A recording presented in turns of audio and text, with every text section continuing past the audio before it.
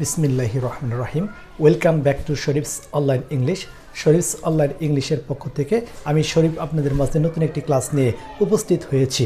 গতানুগতিক ক্লাসের মতো আজকে ক্লাসটি হবে, চাচ্ছি যে এখানে গঠনটা কিভাবে করবেন, এটা খুবই দরকার রিটেন ইংলিশের জন্য। তাহলে সাবজেক্ট, এরপরে shall be, will be plus noun plus extension. Subject shall not be, will not be, আমরা সংক্ষেপে শান্ট বি বলতে পারি। ওন উইল নটটাকে ওন্ট বি বলতে পারি। Noun plus extension, shall will plus subject plus be plus noun plus extension প্রশ্নবোধক চিহ্ন। শ্যাল নটকে শান্ট বলতে পারি, উইল নটটাকে ওন্ট বলতে পারি। Subject be be be subject be plus noun plus extension প্রশ্নের নামবোধক চিহ্ন। প্রিয় ভিউয়ার্স, আপনাকে অবশ্যই এই প্যাটার্নটাকে একটু মনে রাখতে হবে। আপনি যদি ইংরেজি সুন্দরভাবে শিখতে চান তাহলে এই প্যাটার্নটা খুবই গুরুত্বপূর্ণ। এই প্যাটার্নটা যদি আপনি শিখতে পারেন, আশা করি এই ধরনের বাক্য শত শত বাক্য আপনি নিজে বানাতে পারবেন। তাহলে এই প্যাটার্নটা খুবই আপনার জন্য জরুরি, খুবই দরকার। এখন প্রশ্ন হলো, কার সাথে শ্যাল বি বসাবো, কার সাথে উইল বি বসাবো, এটা ডাউটটাকে ক্লিয়ার করে দিব। শুধুমাত্র আই এবং উই হিসেবে সাবজেক্ট যদি আসে তাহলে আই এবং উইয়ের সাথে শ্যাল বিটাও বসাইতে পারি, উইল বিটাও বসাইতে পারি। আর কোনো সাবজেক্টের সাথে শ্যাল বি বসাইতে পারবো না, সবার সাথে উইল বি বসবে। আই এবং উইয়ের সাথে শ্যাল বি এবং উইল বি দুইটাই বসাইতে পারি প্রিয় ভিউয়ার্স। এই জন্য আধুনিক গ্রামারিয়ান বা মডার্ন ইংলিশে শ্যাল বির তুলনায় উইল বিটা ব্যবহারটা খুবই শ্রেয় বা খুবই বেশি ব্যবহার দেখা যায়। এই জন্য আমরা দুইটাই শিখেলাম, শ্যাল বি এবং উইল বি। তাহলে সাবজেক্ট হিসেবে যদি আই এবং উই থাকে তাহলে আমরা বসাবো শ্যাল বি, উইল বি দুইটাই বসাইতে পারি। আপনি যদি বলেন যে আই এবং উইয়ের সাথে শ্যাল বি বসাবো তাও রাইট, যদি বলেন উইল বি বসাবো তাও রাইট প্রিয় ভিউয়ার্স। তাহলে এগুলো একটু বাক্যের মধ্যে দেখাবো। কেমন বলছে, ভবিষ্যতে কর্তা কোনো জায়গায় থাকবে, এরকম যদি বোঝানো হয় তাহলে সেই ক্ষেত্রে এই স্ট্রাকচারটি হবে। কোনো জায়গায় থাকবে, আমি বাড়িতে থাকবো, সে ঢাকায় থাকবে, আমরা গাড়িতে থাকবো, তোমরা খেলার মাঠে থাকবে, তারা পড়ার টেবিলে থাকবে, সে কলেজে থাকবে।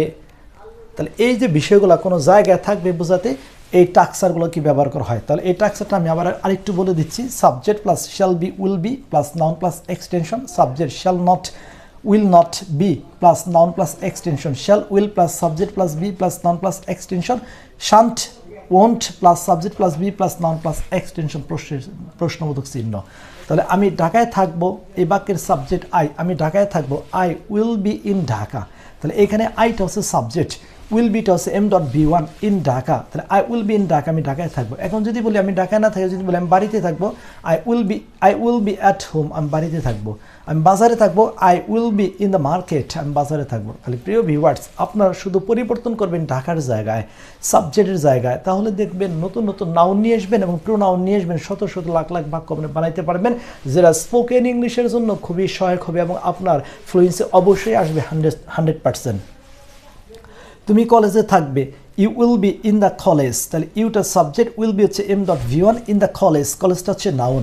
এখন আমি কেন পার্টস অফ স্পিচের দৃষ্টিকোণ থেকে সাবজেক্ট, মেইন ভার্ব এবং নাউন কেন ভেঙে ভেঙে দেখাচ্ছি প্রিয় ভিউয়ার্স, শুধু ইংরেজি শিখবেন তা নয়, যখন আপনি কোনো একটা চাকরির জন্য যাবেন তখন কম্পিটিটিভ এক্সামগুলোতে অবশ্যই আপনাকে পার্টস অফ আইডেন্টিফিকেশন নামে একটা প্রশ্ন অবশ্যই থাকবে। সেখানে অবশ্যই আপনাকে পার্টস অফ আইডেন্টিফিকেশনটা বের করতে বলবে। তখন আপনি যদি এই প্যাটার্নে শিখে যান তাহলে সেইখানে আর আপনাকে নতুন করে শিখতে হবে না। এই জন্য পার্টস অফ স্পিচের দৃষ্টিকোণ থেকে আইডেন্টিফিকেশন পার্টস অফ স্পিচটাকে একটু ধরে ধরে দেখিয়ে দিচ্ছি, যাতে আপনি অবশ্যই এক ডিলে কয়েকটা পাখি মারতে পারেন। শুধু ইংরেজি কথা বলবেন তাই নয়, আপনি যদি ফ্রি হ্যান্ডে লিখতে পারেন এবং গ্রামাটিক্যাল সেন্টেন্স অনুসারে আপনি কোনটা নাউন, কোনটা ভার্ব, কোনটা অ্যাডভার্ব, কোনটা প্রিপোজিশন, এটাও যেন বের করতে পারেন।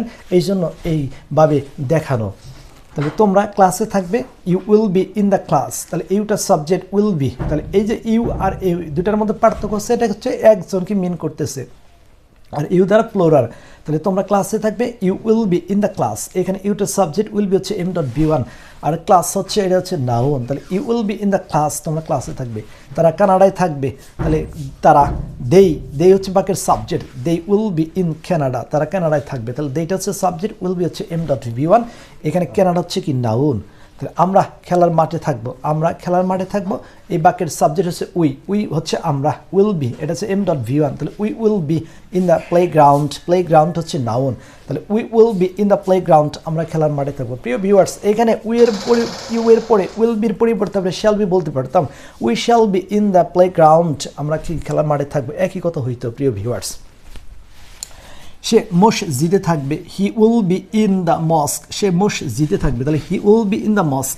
এখানে হিটা হচ্ছে সাবজেক্ট, উইল বি হচ্ছে m.v1 মেন ভার্ব, মস্কটা হচ্ছে নাউন, তাহলে he will be in the mosque, সে মসজিদে থাকবে। সে পড়ার টেবিলে থাকবে, she will be in the reading table, she subject, will be হচ্ছে m.v1 in the reading table, টেবিলটা হচ্ছে নাউন। শরীফ বাজারে থাকবে, তাহলে Sharif will be in the market, তাহলে শরীফ সাবজেক্ট, উইল বি হচ্ছে m.v1, মার্কেট হচ্ছে এখানে নাউন। আমার বন্ধু বাড়িতে থাকবে, মাই ফ্রেন্ড এটা সাবজেক্ট, মাই ফ্রেন্ড আমার বন্ধু, উইল বি থাকবে অ্যাট হোম বাড়িতে থাকবে, তাহলে এই যে হোমটা হচ্ছে বাড়ি, এটা হচ্ছে নাউন, তাহলে my friend will be at home আমার বন্ধু বাড়িতে থাকবে। প্রিয় ভিউয়ার্স, এইভাবে বাক্যগুলোকে গঠন করার পরে আপনাকে প্র্যাকটিস করতে হবে, ফ্লুয়েন্সি আনতে হবে যখন ইংরেজিতে কথা বলবেন। এখন এই প্র্যাকটিসগুলো কীভাবে করবেন তার একটা প্রয়াস নিয়ে ইনি বলে রেখে একটা বাক্য দেখাচ্ছি, যেমন I will be in Dhaka আমি ঢাকা থাকবো, I won't be in Dhaka আমি ঢাকায় থাকবো না, will I B in Dhaka আমি কি ঢাকায় থাকবো, won't I B in Dhaka আমি কি ঢাকায় থাকবো না। তাহলে এইভাবে আপনাকে প্র্যাকটিস করতে হবে। আইয়ের জায়গায় ইউ আনবেন, you will be in Dhaka, you won't be in Dhaka, will you be in Dhaka, won't you be in Dhaka, এইভাবে প্র্যাকটিসটা করবেন।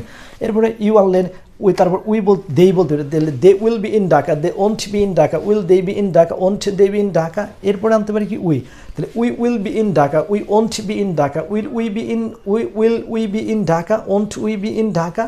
এইভাবে প্রিয় ভিউয়ার্স আপনি সাবজেক্টটা পরিবর্তন করে করে বাক্যটাকে প্র্যাকটিস করবেন। আশা করি স্পোকেন ইংলিশে যথেষ্ট পরিমাণে দক্ষ হবেন। এই বাক্যগুলো জানলে আপনি শত শত লাখ লাখ বাক্যগুলোকে বানাইতে পারবেন, ফ্রি হ্যান্ডও লিখতে পারবেন।